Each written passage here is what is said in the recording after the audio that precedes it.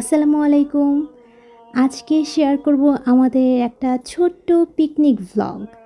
আফরাহিমের বাবা সাইকেল নিয়ে চলে আসছে আর আমরা আজকে যাচ্ছি আমাদের বাসার খুব কাছেই একটা চমৎকার জায়গায়। আফরাহিম আজকে ভীষণ রকমের খুশি। Every time you ever waiting outside in the toys. একেকটা রবিবার আমাদের জন্য একেকটা চ্যালেঞ্জ। আমাদের নতুন, নতুন জায়গা খুঁজে বের করতে হয় আর সেখানে আফরাহিমকে নিয়ে যেতে হয়। ওর রিক্রিয়েশনের জন্য ও একটা সেম প্লেসে সেকেন্ড টাইম যাওয়ার খুব একটা আগ্রহ করে না।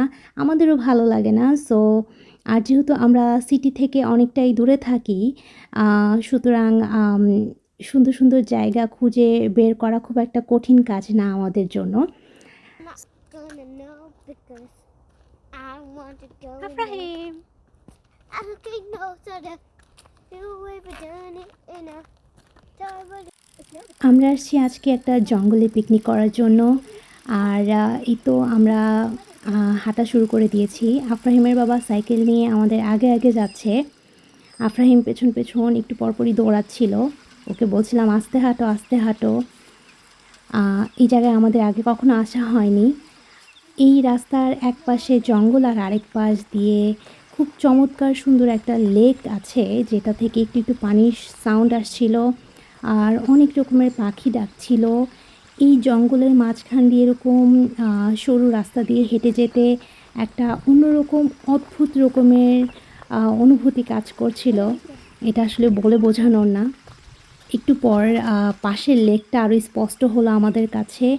অসম্ভব রকমের চমৎকার সুন্দর একটা লেক, মাশাআল্লাহ।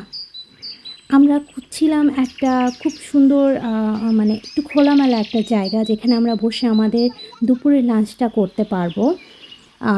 কিন্তু আসলে সেরকম কোনো সুইটেবল প্লেস খুঁজে পাচ্ছিলাম না।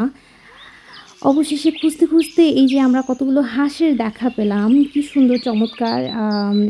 অনেকেই আসে এদেরকে খাবার খাওয়াতে, ফিডিং করানোর জন্য। সো এরা মানুষ দেখলে আরও এগিয়ে আসে, পালিয়ে যায় না।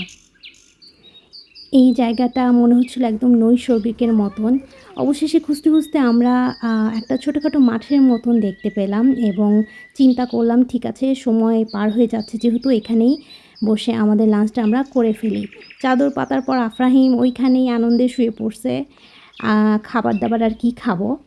আমরা বাসা থেকে রান্না করে নিয়ে আসছিলাম খিচুড়ি, মুরগির মাংস। খুবই সিম্পল মেনু।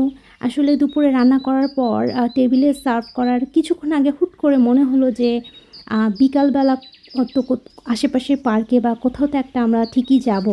তাহলে কেন না আমরা এখনই যাই? তো হুট করে বলার পর আফরাহিম তো খুশিতে একটা লাফ, হ্যাঁ আমরা বাহিরে পিকনিক করব। ওয়াও! অনেক মজা হবে। আর ওই যে পাশে দেখতে পাচ্ছেন ইয়েলো রঙের একটা ফ্রিসবি, এটা আফরাহিমের মোস্ট ফেভারেট। এটা ও ঘরের ভিতর খুব একটা শান্তি করে আরাম করে খেলতে পারে না। যেহেতু ঘরের ভিতর জায়গা ছোট, এটার জন্য অনেক বড় মাঠ বা এরকম স্পেসের দরকার হয়। আর সময় স্বল্পতার জন্য সবসময় আফরাহিমকে নিয়ে আমি, ওর বাবা আমরা ৩ জন মিলে একসাথে পার্কে বা কোথাও সেভাবে সময় করে যাওয়া হয়ে ওঠে না সত্যি বলতে। খাওয়া-দাওয়া শেষ আর আফরাহিম এই যে টপ করে ওর বাবার কাঁধে উঠে গেছে। এইটা যে ওর কি একটা অভ্যাস, মানে অনেক বড় হয়ে যাচ্ছে। আফরাহিম এখন প্রায় ৭ বছর। কিন্তু এখনও ওর এই অভ্যাসটা কোনোভাবেই চেঞ্জ করা যাচ্ছে না। আগে তো ছোট ছিল, কাঁধে নেওয়া কোনো ব্যাপার ছিল না। বাট এখন বড় হওয়ার জন্য ওর বাবাও ওকে আর আগের মতন কাঁধে অ্যালাও করে না। আমরাও করি না। ও আর চান্স পায় না। তো এখন এই যে সুযোগ পেয়ে টপ করে কাঁধে উঠে পড়ছে। এরপর আমরা আফরাহিমের অতিকাঙ্ক্ষিত ফ্রিসবি খেলা নিয়ে ব্যস্ত হয়ে গেছি ওকে একটু সময় দেওয়ার জন্য। আসলে এই খেলায় ওর বাবা খুব ভালো পারে, ও খুব ভালো পারে।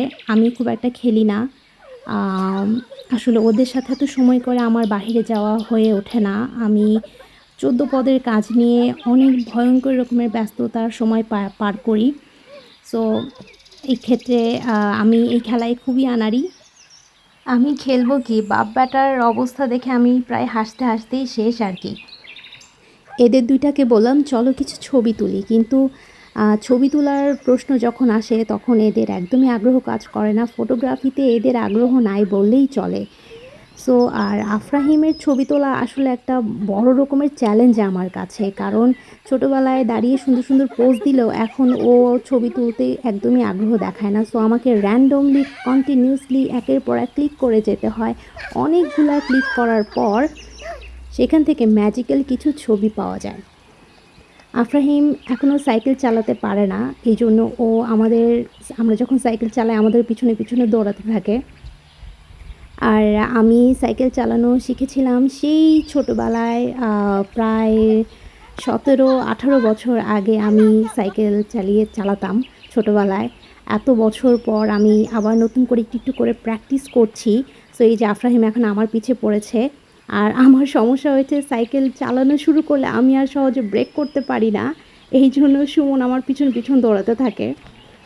অবশেষে আমরা আমাদের পিকনিক শেষ করে বাসার পথে আবার রওনা হয়েছি। যেতে পথে আবার এই লেকটার পাশে এসে আমরা প্রায় অনেকটা সময় ছিলাম। অসম্ভব সুন্দর নৈসর্গিক একটা লেক, দেখলে একদম চোখের প্রশান্তি, হৃদয়ের প্রশান্তি। আজকের এই সংক্ষিপ্ত সময়টাকে ক্যামেরাবন্দি করে রাখলাম স্মৃতির পাতায় অমলিন করে রাখার জন্য। সবাই সবার প্রিয়জন নিয়ে ভালো থাকুক।